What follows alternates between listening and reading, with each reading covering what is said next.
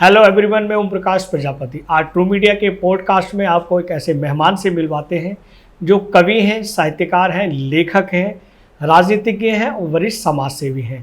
आप हैं भुवनेश सिंघल जी। भुवनेश सिंघल जी, आपका ट्रू मीडिया के पॉडकास्ट में हार्दिक अभिनंदन है, स्वागत है। नमस्कार, आपको भी और ट्रू मीडिया देखने वाले मेरे सभी दर्शकों को भी हृदय से धन्यवाद। हम प्रश्नों की ओर चलते हैं। जैसा कि हम जानते हैं और हमारे दर्शक जानते हैं कि आप राष्ट्रीय स्वयंसेवक संघ यानी आरएसएस के शिक्षित हैं, 1 साल के। ये प्रेरणा आपको कैसे मिली कि आप आरएसएस में प्रथम वर्ष शिक्षित लें, और इसमें क्या आपने सीखा और क्या आगे बदलाव हुआ? ओम प्रकाश जी, पहला प्रश्न ही आपने बहुत अच्छा किया। मेरे मन का पहला प्रश्न कर लिया आपने। जी जी। मैं शायद 8 या 9 वर्ष का रहा होऊंगा जी। तब मैं पहली बार शाखा में गया। जी। हमारे क्षेत्र में शाखा लगाया करते थे मोहनलाल जी। जी। तो हम बच्चे अक्सर भगत सिंह पार्क में यमुना विहार जाते थे। तब उन्होंने एक दिन कहा कि आप बच्चे आते तो हो यहाँ पर, क्यों ना शाखा में हुआ। तो शाखा में गए। आपको बहुत मर्म की बात बताता हूँ, शाखा का महत्व बताता हूँ कि शाखा जीवन में है क्या, आरएसएस का एक मानव जीवन में क्या योगदान है। सामान्य खेल हम भी खेलते थे उसके अंदर। खेलों में बस थोड़ा सा बदलाव उन्होंने किया। जब हम पहले क्रिकेट खेलते थे या कोई अन्य खेल खेलते थे, शाखा में जाकर भी खेल हुए, मगर उसमें हुआ जैसे खो खो का खेल हुआ। उसमें एक होता था बकरी पकड़, शेर एक बकरी को पकड़ता था। एक होता था दंड को ऐसे खड़ा करते थे, चारों तरफ उसके लोग, हम बच्चे खड़े होते थे और दंड को गिराते थे, छोड़ते थे। एक व्यक्ति को भाग के वो पकड़ना होता था जी। तो अब आप देखिए, यूँ तो बहुत सामान्य से खेलते, रस्सा खींचने का होता था उसमें जी। खेल बहुत सामान्य से थे वो भी, मगर उनमें आप देखिए आपकी एकाग्रता बनाने के लिए, बच्चे के मन को विकासशील करने के लिए किस प्रकार से बारीकी से अध्ययन किया गया होगा जिन्होंने भी ये खेल बनाए, कि जब चारों तरफ लोग खड़े हैं जी और एक दंड को इस प्रकार से खड़ा किया गया और छोड़ा, बच्चा भाग के आया, उसको गिरने से पहले पकड़ना है। यानी कि आप देखिए उस बच्चे खेल के अंदर उस बच्चे के हृदय में किस प्रकार से आप अपने एकाग्रता का भाव जगा दिया कि दंड को गिरने से पहले आपको भागकर लपकना है, उसको पकड़ना है। तो ये संघ सिखाता बहुत बारीकी के साथ। राष्ट्रवाद की जो प्रेरणा संघ देता है, मुझे लगता है कि इस समय में पूरे विश्व के अंदर ऐसा कोई संगठन नहीं है जो राष्ट्रवाद की इतनी बारीक शिक्षा हमारे देश के नौनिहालों को देता है, देश के नौजवानों को देता है। इसलिए संघ से प्रेरणा मिली। आज संघ मेरे जीवन में बसा है। संघ को यदि मैं अपने जीवन से निकाल दूं तो शायद इस मनुष्य जीवन की कल्पना नहीं की जा सकती, या जीवन बेमानी होगा। आपने प्रथम वर्ष शिक्षित किया, उस शिक्षित करने से आपके जीवन पर क्या प्रभाव पड़ा? देखिए, संघ में एक प्राथमिक वर्ष होता है, फिर प्रथम वर्ष होता है, फिर द्वितीय वर्ष और अंतिम स्टेज है तृतीय वर्ष। यानी कि आप मान लीजिए शिक्षा में यदि 10th 12th ग्रेजुएशन और पीएचडी जी, तो उस हिसाब से मान ले कि मैं 12th मैंने की हुई है संघ की, यानी कि प्रथम वर्ष किया हुआ है। प्रथम वर्ष जब हमने किया तो वो 21 दिन का शिविर हमारा लगा। कृष्णानगर में एक स्थान है, स्कूल है, गीता भवन करके था, उसके अंदर हमारा, क्योंकि काफ़ी समय हो गया उन बातों को। जी प्रथम वर्ष लगा। 21 दिनों के लिए हम घर से बाहर रहे। वहाँ ना तो फ़ोन अलाउड होता, ना आप वहाँ पर पैसे ले जा सकते। आपको जो 20-50-100 रुपये बस, केवल इतने की अनुमति होती है। केवल बहुत आवश्यक कोई पड़ गया तो उसके लिए 10-20 रुपये बस। आप उन 21 दिनों में घर से कोई संबंध नहीं रख सकते। आप ना बातचीत करेंगे, यहाँ तक कि घर में कितनी भी बड़ी समस्या हो आप वहाँ से वापस नहीं आ सकते। ये नियम होता है संघ का। और इस नियम का जब हमने पालन किया, 21 दिन फ़ोन से दूर रहे, अपने परिवार से दूर रहे। संघ में उस शिविर के दौरान सुबह प्रातः 4 बजे जी एक व्यक्ति आपको सीटी बजाकर उठा देता है, और सीटी तब तक बजती है जब तक कि आप उठ ना जाएं, तब तक चलता रहता है।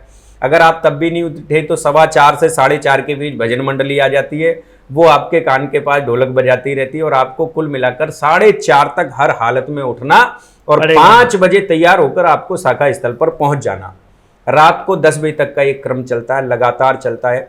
आपको वहाँ पर बौद्धिक दिया जाता है। संघ के बड़े बड़े वक्ता आते हैं, वहाँ पर बौद्धिक देते हैं आपको।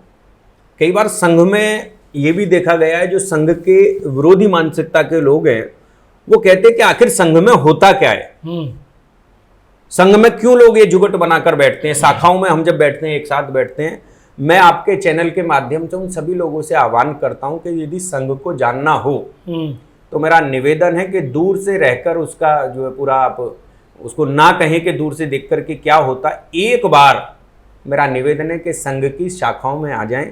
सबसे छोटी इकाई संघ की शाखा, आप केवल मात्र उस सबसे छोटी इकाई में एक बार आइए और जानिए कि वहाँ के युवा, वहाँ के बच्चे आखिर उस झुंड में बैठकर करते क्या है। तो आपको पाएंगे वहाँ पर देशभक्ति की बातें होती हैं, राष्ट्र को अपने परम वैभव पर कैसे ले जाया जाए, राष्ट्र को पुनः विश्वगुरु जो थे, हम सोने की चिड़िया जो थे, उस पद को प्राप्त वापस कैसे किया जाए, केवल इसी प्रकार की बातें होती है। वहाँ पे अपने वीर सैनिकों की बातें होती हैं, वहाँ पर हमारे जितने भी वीर बालक रहे उनकी बातें होती हैं, हमारी वीरांगना रहे उनकी बातें होती हैं, क्रांतिकारी रहे उनकी बातें होती है। कुल मिलाकर केवल और केवल धर्म की बातें, सनातन संस्कृति की बातें और हमारे क्रांतिकारियों के माध्यम से हमारे जीवन में प्रेरणा देने का कार्य यदि कोई करता है तो वह संघ करता है। क्या बात है, क्या बात है सिंघल साहब, बहुत सारी जानकारी आपके द्वारा आरएसएस के बारे में मिली। हम ये भी जानना चाहेंगे कि क्या आरएसएस में मुस्लिम समाज के लोग भी होते हैं? हाँ बिल्कुल होते हैं। बहुत अच्छा प्रश्न किया। हमारे माननीय इंद्रेश जी हैं जी, इंद्रेश जी ने ऐसा ही एक प्रकल्प चलाया हुआ है जिसमें बहुत बड़े पैमाने पर उन्होंने मुस्लिम समुदाय के लोगों को जोड़ा है। क्या बात है। और उनकी संख्या 1, 2 या 1000, 5000 में नहीं है, लाखों में है पूरे देश में, पूरे देश के अंदर। और बड़ा काम कर रहे हैं माननीय इंद्रेश जी।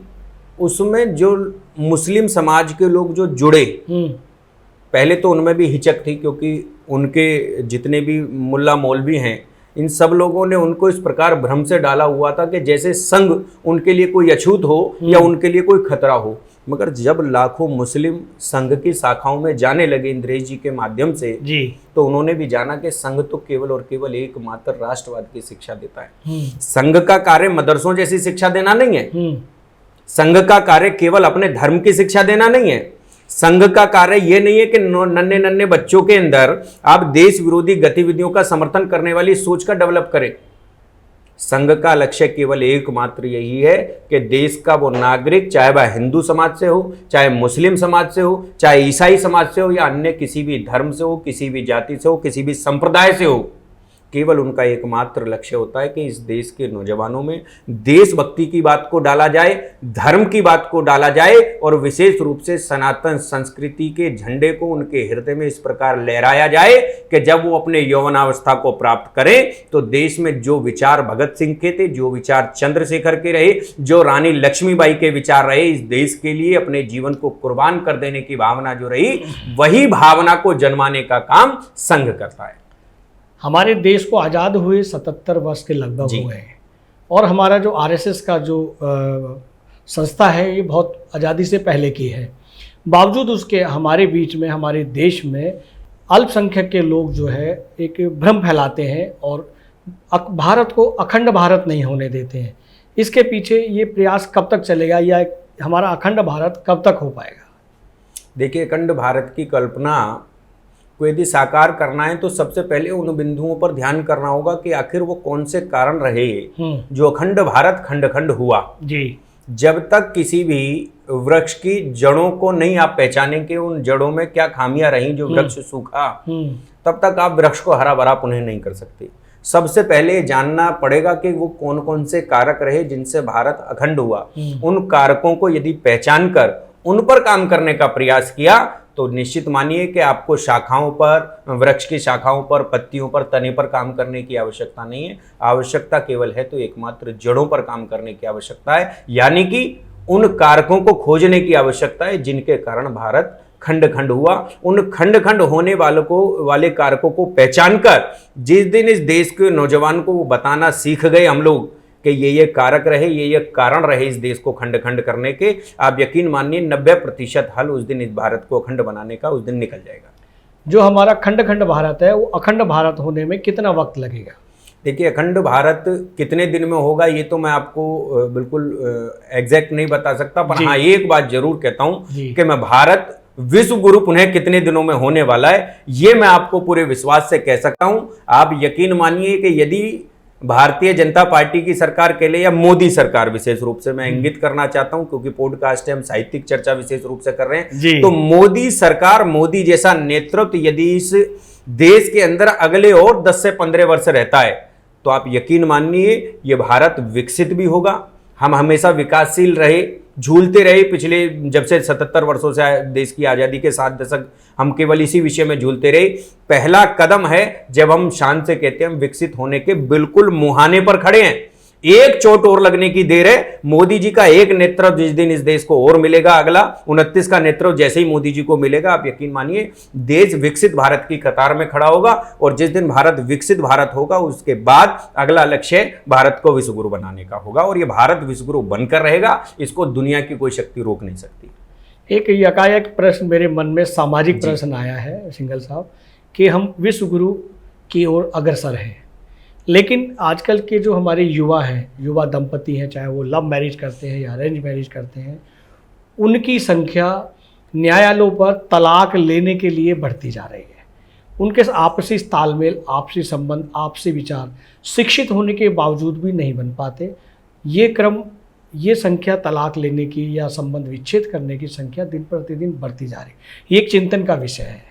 इस विषय आप क्या कहना चाहें? देखिए, देश में ना हमारा जो पूरे विश्व ने जो हमको क्योंकि लंबे काल तक गुलाम रहे, पहले जी मुगलों के रहे बड़े काल तक, लगभग मोटा मोटी देखा जाए, समग्र माना जाए तो लगभग 800 वर्षों के करीब रहे, अंग्रेजों के गुलाम हम रहे जी। तो हमारे भारतवर्ष ने और हमारे पूर्वजों ने गुलामी के काल को बहुत लंबे समय तक सहा है। तो उसको सहने के कारण क्या हुआ, जो हमारी मूल संस्कृति थी, शिक्षा पद्धति, जो हमारी मूल शिक्षा पद्धति थी, जो हमारे गुरुकुलों में मिला करती थी, उससे हम बिछड़ गए। संस्कार के रूप में कह सकते हैं। हमारी नैतिक शिक्षाएं खत्म हुई जी। हमारे संस्कारों पर पलीता मार दिया गया क्योंकि हम गुलाम रहे। हमारे आका जो बनकर इस देश में आए, उन्होंने हमारे संस्कारों को रौंदा, बड़ी बेरहमी के साथ रौंदा, हमारी संस्कृति पर प्रहार किया और विशेष रूप से हमारे धर्म पर प्रहार किया। बिल्कुल। जब व्यक्ति धर्म से विमुख होता है, तो मैं कई बार इन बातों को मंचों से भी कहता हूं प्रकाश भाई, कि आपको अधर्म करने के लिए अलग से कुछ करने की आवश्यकता नहीं है। केवल आप धर्म करना बंद कर दीजिए, अधर्म स्वतः ही प्रकट हो जाएगा आपके जीवन में। वाह वाह वाह, बहुत आप केवल पुण्य करना बंद कर दीजिए, पाप अपने जीवन में अपने आप आ जाएगा। आपको अलग से पाप करने के लिए कुछ नहीं है।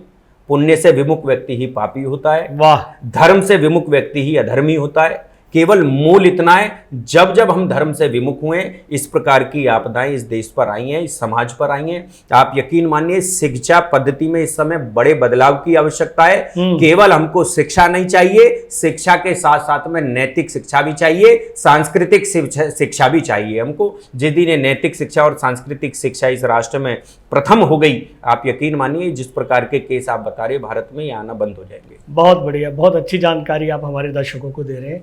सिंघल भाई, हम आगे चलते हैं। हमारा प्रश्न है कि आप रेल मंत्रालय के रेल बोर्ड के सलाहकार के रूप में आपकी भूमिका रही है। ये भूमिका क्या रही है और इस भूमिका को निभाने में आपने क्या क्या योगदान दिए? देखिए, हम जिस संगठन से जुड़े हुए लोग हैं जी, वो हमको समय समय पर विभिन्न प्रकार की जिम्मेदारियां देता है कि हम समाज के काम कर सकें जी। चाहे मैं पहले शिक्षा निदेशालय के मैं उसमें रहा, आरडीजे में वाइस चेयरमैन था, फिर मैं अभी वर्तमान में आंगनवाड़ी कमेटी में हमारे विधायक हैं श्री अजय महावर जी, नेता चीफ विपक्ष के, वो तो उनके स्थान पर मैं आंगनवाड़ी कमेटी में इस समय मेंबर भी हूँ। रेलवे बोर्ड में भी मेंबर में बनाया गया जी, केंद्र सरकार में। तो इस प्रकार की जितनी ये जिम्मेदारियां हमको दी गई, समाज का हित करने के लिए, जो लोगों को सुविधाएं नहीं मिल पा रही, उन सुविधाओं को पहुंचाने के लिए सरकार और जनता के बीच की कड़ी के रूप में हमको लिया गया। तो जब जब सरकार को आवश्यकता होती है या अन्य किसी भी विभाग को, डिपार्टमेंट को आवश्यकता होती है, तो हम अपनी सलाह के माध्यम से, अपने कार्यों के माध्यम से जनता की आवाज को उठाकर उन तक पहुंचाने का कार्य करते हैं। हमारा केवल यही भूमिका होती है कि हम बीच की कड़ी के रूप में, मध्यस्थता के रूप में, सरकार और जनता के बीच में मध्यस्थता का काम करते हैं। बहुत अच्छी बात है। जनता की समस्याएं, आप लोगों की समस्याएं, महिलाओं की, बच्चों की समस्याएं आप सरकार तक पहुंचाते हैं और उनका समाधान। जैसे मैं एक उदाहरण देता हूं, मैं जब आरडीजे के स्कूल में था जी, तो दिल्ली सरकार का वो स्कूल था। जब मैं उसमें वाइस चेयरमैन के रूप में चुना गया, तो उसमें मैंने देखा कि पानी की बहुत कमी थी। बच्चों लगभग उसमें एक पाली के अंदर 1600-1700 बच्चे थे, दोनों पालियों के मिला के लगभग 3500 बच्चे थे।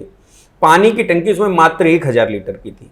आप कल्पना कीजिएगा, बहुत बारीकी से बात को समझा दूं, 1000 लीटर की मात्र टंकी थी जिस समय मैं उसमें स्कूल में वाइस चेयरमैन बना, और उसमें 70 लोगों का स्टाफ था। भयानक गर्मियों में आप कल्पना कीजिए, और उसी 1000 लीटर में देखिए पीने का भी पानी, उसी 1000 लीटर में टॉयलेट का भी पानी, उसी 1000 लीटर में बच्चों के बर्तन धोने का, लंच में, बाथरूम में भी पानी। आप कल्पना कीजिए वो 70 का जो स्टाफ था ना, उन स्टाफ को भी 1000 लीटर पानी कम पड़ता था। बिल्कुल सही। बच्चों के हिस्से में एक बूंद भी पानी नहीं आता था। मगर मैंने संघर्ष किए, मैं सरकार के नुमाइंदों से लड़ा, डिप्टी डायरेक्टर ऑफ एजुकेशन से लड़ा, और अंततः मैंने अपने रहते हुए उस पानी की संख्या 3000 लीटर तो पीने का पानी किया, और 3000 लीटर ही हाथ धोने का पानी और टॉयलेट का पानी, यानी कि लगभग 6000 लीटर पानी किया। उस स्कूल में डेस्कों की व्यवस्था की, वहाँ के पूरा स्टाफ मने करता था, मगर सबके विरोध में जाकर मैंने डेस्कों की वहाँ पर व्यवस्था की। पंखे जो खराब होते थे उनकी तत्काल ठीक होने की व्यवस्थाएं उस गर्मी में की मैंने। टिन शेड उस स्कूल के ऊपर पड़ा था। कई बार सरकारें तो दावा कर देती हैं जी कि हम विश्व स्तरीय स्कूल दे रहे हैं, मगर क्षेत्रों में आकर देखें, जमीन पर आकर देखें तो हकीकत बिल्कुल अलग होती है। आज भी टिन में स्कूल चल रहे हैं।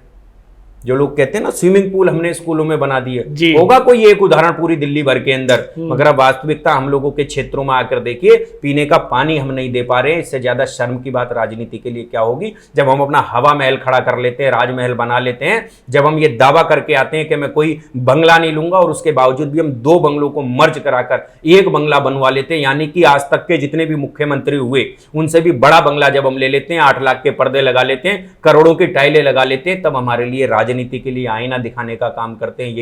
यही स्कूल और यही बच्चे, यही क्षेत्रीय नेतृत्व आपको काम करता है आईना दिखाने का कि आप किस प्रकार से आपका नैतिक पतन हो चुका है, कि बच्चों के पीने का पानी आप उनके हलक से छीनकर, उनके हिस्से से छीनकर और अपने घर का स्विमिंग पूल बनवा रहे हैं।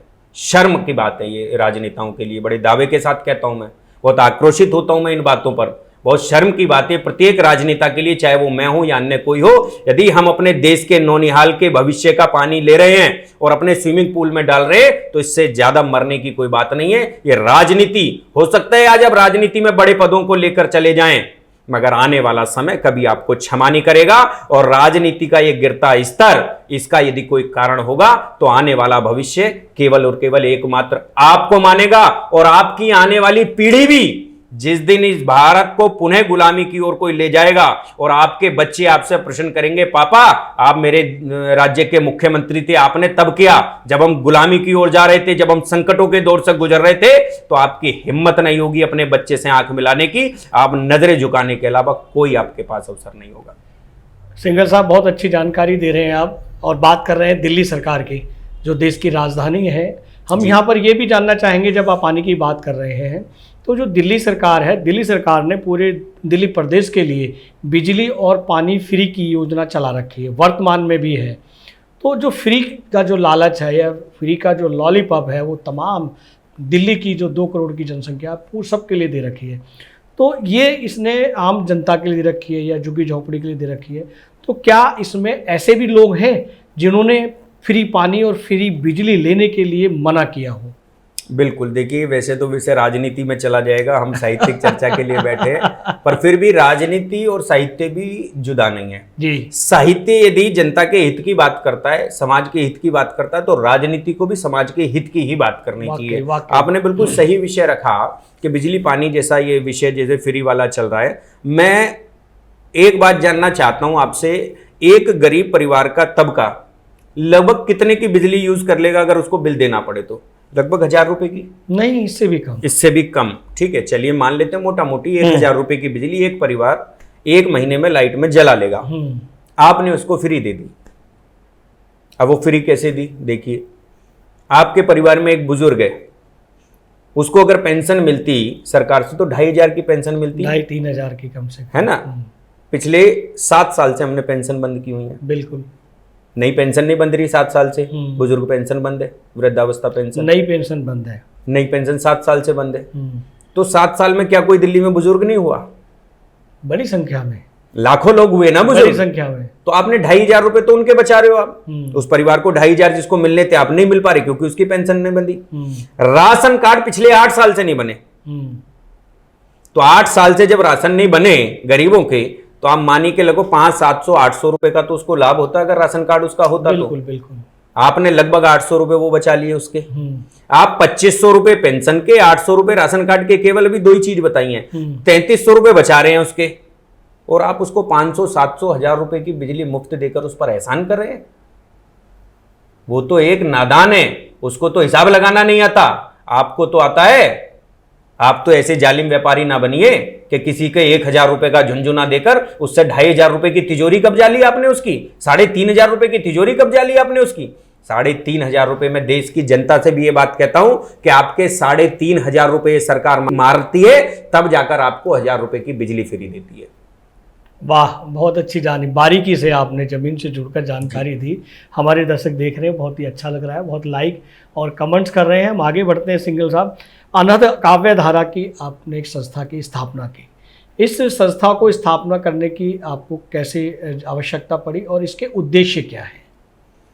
देखिए, अनहद काव्य धारा मेरा बहुत पुराना प्रकल्प है और लगभग शायद हमने 2010 के आसपास इसका गठन किया था जी।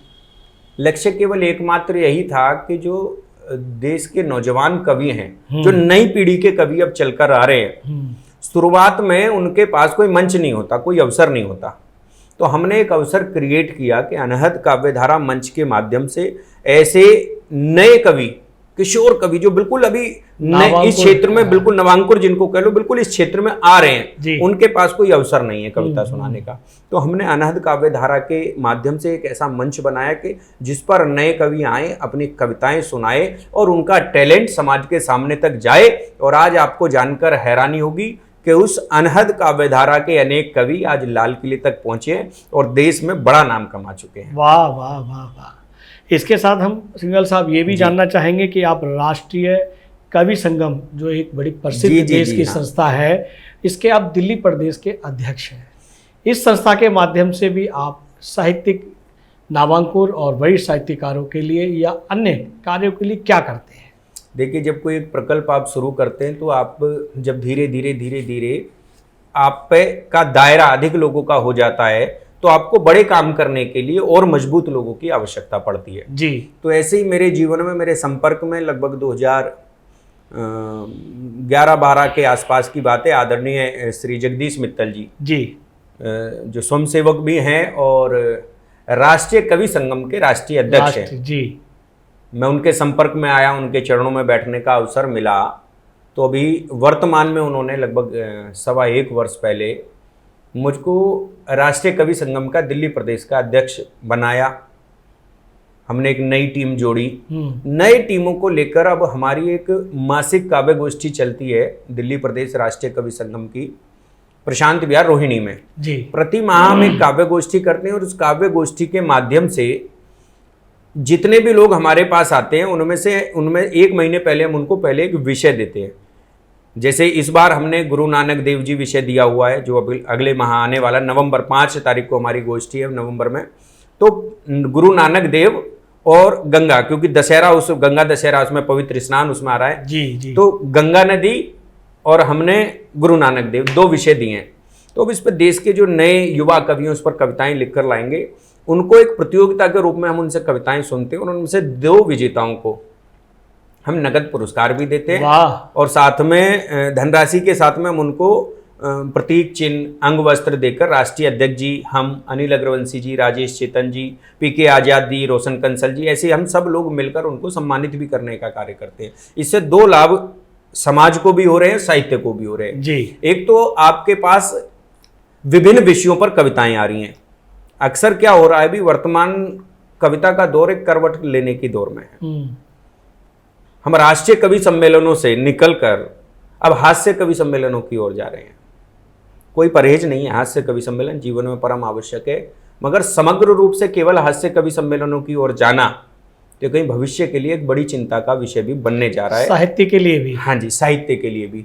केवल हास्य ही जीवन नहीं है। राष्ट्र जागरण धर्म हमारा, हम राष्ट्रीय कवि संगम का हमारा एक ही मूल मंत्र है कि राष्ट्र जागरण धर्म हमारा। हास्य हो जीवन में, मगर केवल इतना हास्य हो कि वो परिहास्य ना बन जाए। बिल्कुल, सिर्फ मनोरंजन के लिए, मनोरंजन तक तो सीमित है। समग्र जीवन में आपको केवल और केवल हास्य होगा, ये ठीक नहीं है। तो इसलिए हम नए नए विषयों पर कविताएं लाएं। गुरु नानक देव जी पर कविताएं आएंगी इस बार, मुझे लग रहा है कम से कम 30-40 लोग तो कम से कम कविताएं लिखकर लाएंगे। तो उनमें आप सोचिए कि एक ही बारी में आपके पास 40 कविताएं एक विषय पर आ गई। गुरु नानक देव जी जैसा महान महापुरुष हमारे पास है, उसके ऊपर कविताएं निकल कर आएंगी। माँ गंगा पर कविताएं निकल कर आएंगी 30-40। तो ऐसे ही हर बार विषय देकर नए नए विषयों पर देते हैं उनमें। और इसके अलावा जो बच्चे विजेता होते हैं, क्योंकि उनके जीवन में पहला पुरस्कार होता है, नगद राशि पहली बार मिली होती है, इतना सम्मान पहली बार मिला होता है, तो उनमें उत्साह साहित्य के प्रति बहुत ज्यादा होता है, प्रोत्साहित करने का एक हाँ, के लिए बिल्कुल नवांकुर भी, और जो देश के अच्छे कवि बनने की संभावना है जिनके अंदर,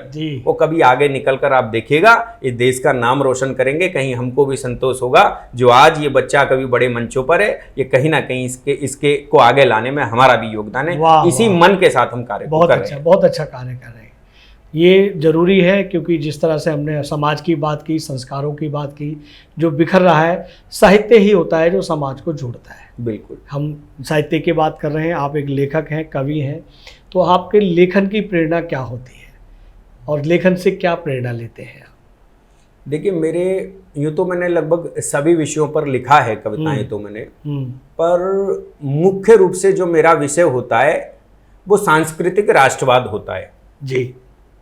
मैंने भगत सिंह पर कविता लिखी, तो भगत सिंह पर जब कविता लिखी तो केवल एक मात्र भगत सिंह ही उसमें पात्र ने लिया।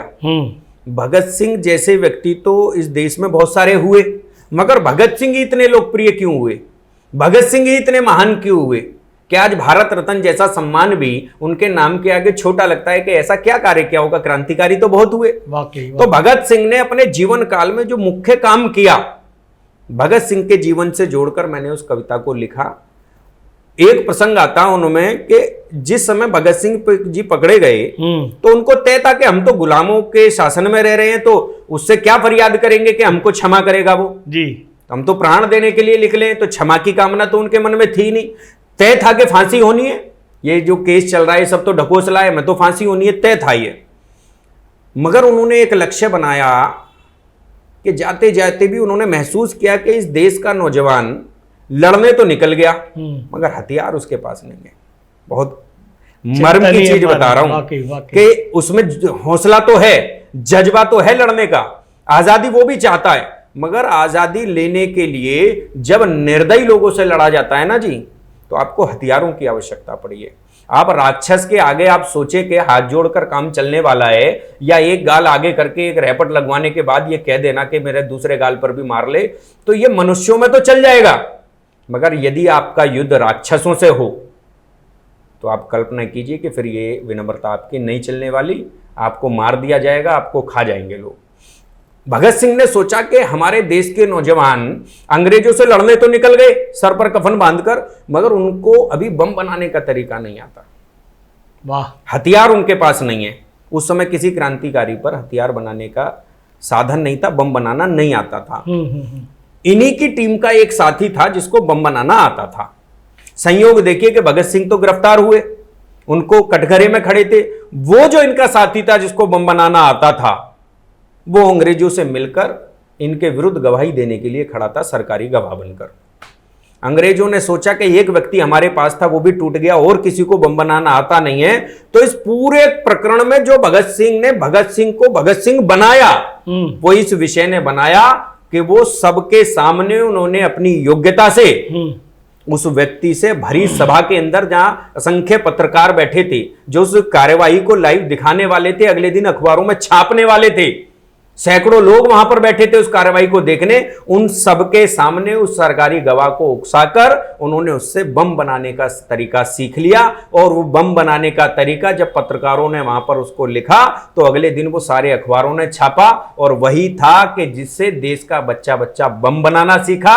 और उसी बम बनाने के तरीके से अंग्रेज, जो लोग ये कहते हैं ना जी कि अंग्रेजों ने देश हमको सौंप कर चले गए, नहीं, आपको जानकारी हो कि जब कलकत्ता का बंदरगाह था, कालीकट बंदरगाह, उसके अंदर यह स्थिति हो गई थी कि अंग्रेजों को यह दिख गया था, क्रांतिकारियों ने बंदरगाह तक जलाने शुरू कर दिए थे, और अंग्रेज इस बात को मान चुके थे कि अगर जल्द से जल्द इस देश को छोड़कर नहीं भागे तो हमारा भागना भी मुश्किल हो जाएगा। इस देश की स्वतंत्रता को तो कोई रोक नहीं सकता। अगले कुछ वर्ष यदि हम धैर्य रख लेते तो हमको इस देश का खंडन ना झेलना पड़ता। अंग्रेज उस स्थिति में आ चुके थे कि वो हमको चाह रहे थे किसी तरह सत्ता सौंपकर जान बचाकर भागे, मगर हम देश के हमारे कुछ कर्णधार ऐसे निकले जिन्होंने जल्दी सत्ता हासिल करने के लिए देश का बंटवारा स्वीकार कर लिया, वरना अंग्रेजों को जान बचाकर भागना मुश्किल हुआ था। कलकत्ता का बंदरगाह क्रांतिकारियों ने जला दिया था और केवल तब एक ही रास्ता था जल मार्ग वापस जाने का। अंग्रेजों को दिख गया था कि अब जल मार्ग से वापस भी नहीं जाया जा सकता। तब उन्होंने हमारी बात को मानकर हमारे कुछ सत्ताधारियों को घेर कर उनके मन में अनाप शनाप चीजें डालकर उनको अपने पाले में खड़ा किया और आनन फानन में उनको सत्ता सौंपकर, आधी अधूरी सत्ता सौंपकर वो अपने देश को भाग गए। क्या बात है यार, बहुत सारी जानकारियां हमारे दर्शकों को मिल रही हैं और बहुत अच्छी जानकारी दे रहे हैं, जो जानकारियां किताबों में नहीं है। ये जानकारियां आपके अनुभव के आधार पर हैं। हम आगे बढ़ते हैं। जैसा कि आपके द्वारा, आपकी टीम के द्वारा राष्ट्रीय अटल पुरस्कार और अटल सम्मान समारोह की शुरुआत हुई है और पिछले कई वर्षों से आप ये करते आ रहे हैं। इसके पीछे का उद्देश्य क्या है? देखिए, मैंने अभी भगत सिंह की बात की जी, तो हम इस समय स्वतंत्रता के दौर से तो नहीं गुजर रहे, तो हमारे पास भगत सिंह तो नहीं है जी, मगर क्योंकि हम स्वतंत्र हैं, मगर देश की स्वतंत्रता के बाद भी इस देश की स्वतंत्रता को अक्षुण्ण बनाए रखने के लिए सतत लोगों का कुछ ना कुछ जीवन समर्पित रहता है इस समाज के लिए। पद्मश्री हमारी सरकारें देती हैं, पद्म सम्मान होते हैं, भारत रत्न देती है जी। तो ये सरकार इसीलिए देती है कि जिन लोगों ने इस देश के लिए अच्छे काम किए, इस देश की एकता, अखंडता को, इसकी स्वतंत्रता को अक्षुण्ण बनाए रखने के लिए जिन लोगों ने योगदान दिया, उन लोगों को सम्मानित करने का कार्य जिस प्रकार सरकारें करती हैं, हमने भी लक्ष्य बनाया। जब माननीय अटल जी जीवित थे, 2014 की बात है ये, तो मेरा सौभाग्य रहा उनके चरणों में अनेक बार बैठा। तो हम लोगों ने तय किया कि क्यों ना एक ऐसा कार्यक्रम तैयार किया जाए कि जिसमें देश में जिन लोगों ने बहुत ही अच्छा काम किया, एक्स्ट्रा ऑर्डिनरी जिन्होंने कार्य किया है, विभिन्न क्षेत्रों के ऐसे लोगों को एकत्रित करके अटल जी जैसे महापुरुष के नाम पर क्यों ना उनको सम्मानित किया जाए। हमने 2014 में पहला कार्यक्रम किया। आज 2024 चल रहा है और 24 दिसंबर को पुनः 11वां हमारा इस संस्करण कार्यक्रम भारत मंडपम में होने जा रहा है 24 दिसंबर को जी। तो इन पिछले 10 वर्षों में लगातार 10 कार्यक्रम हम कर चुके, एकादश है इस बार। तो इन 10 वर्षों में हमने बहुत सारे लोगों को, चाहे वो पद्म भूषण बिंदेश्वर पाठक हो, प्रणब मुखर्जी हो, अमीषा पटेल हो, नरेंद्र चंचल हो, मालिनी अवस्थी हो, नलिनी कमलनी हो और अनूप जलोटा जी हों, ऐसे अनेक लोगों को हमने सम्मानित किया और उनके उन विशेष कार्यों के लिए मेजर जनरल हों, ऐसे तमाम शिक्षाविद हों, रणदीप गुलेरिया जी थे पद्मश्री, इसके एम्स के डायरेक्टर थे, ऐसे लोग हों, तो दिव्या काकरान थी, खिलाड़ी थी जी। ऐसे लोगों को हमने सम्मानित किया और ये सोचकर सम्मानित किया कि अटल जी जैसे महापुरुष के नाम पर जब ये लोग सम्मानित होंगे तो इनको तो जीवन में आगे कुछ अच्छा करने की प्रेरणा मिलेगी ही, साथ में अटल जी जैसा जो महानायक है उसकी विचारधारा, उसकी प्रेरणा इस पूरे देश में जाएगी। और अटल जी की प्रेरणा, अटल जी के जीवन का जो मर्म है वो आज जनता पर पहुंचना बेहद आवश्यक है, प्रासंगिक भी है। इस जब समाज का कहीं ना कहीं स्तर बिल्कुल डामाडोल हो रहा है, तब ऐसे महापुरुष की विचारधारा यदि जनता में पहुंचती है तो आप यकीन मानिए इस भारत को, जो हमारा लक्ष्य है, उन्हें मैं उस बात पर दोहराता हूं कि विश्वगुरु बनाने का और विकसित भारत बनाने का, तो ऐसे महापुरुषों की विचारधाराओं पर चलकर ही हम इस देश को आगे ले जा सकते हैं। इसलिए इसका निर्माण किया गया। बहुत अच्छे, बहुत बढ़िया। ये जो आपकी अटल सम्मान समारोह की जो चयन समिति है, ये किस तरह से लोगों को, पद्मश्री हैं या समाज सेवी हैं या शिक्षक हैं, किस तरह से चयन करती है? देखिए, हमारी टीम में हर वर्ष यूँ तो कई बार अलग अलग कर लेते हैं। इस वर्ष के लिए पुनः हमने इस बार कुमार विशु जी, जो गायक हैं, देश के बड़े भजन गायक, नलिनी कमलनी पद्मश्री हैं जी, ये हैं, एक मैं भी हूँ उनमें से जी। तो अलग अलग क्षेत्रों के, जैसे गायन के क्षेत्र का कोई लेना हो तो कुमार विशु जी तय कर लेते हैं, नृत्य या संगीत के क्षेत्र का लेना हो तो नलिनी कमरली कर लेती हैं, समाज के क्षेत्र का कोई लेना हो तो मैं चयन कर लेता हूँ। सांसद श्री मनोज तिवारी जी हैं, वो भी गायन के क्षेत्र से, राजनीति के क्षेत्र से, सेवा के क्षेत्र से, वो बढ़िया खिलाड़ी भी हैं, तो ऐसे ऐसे चयन करने होते हैं तो वो कर लेते हैं। तो ऐसी हमारी एक चयन समिति होती है 5 सदस्यों की जी जी, जिनमें से मैंने आपको 4 के नाम बता दिए, अभी हमें एक और कोई भी तय करेंगे भविष्य में जी। तो इस तरह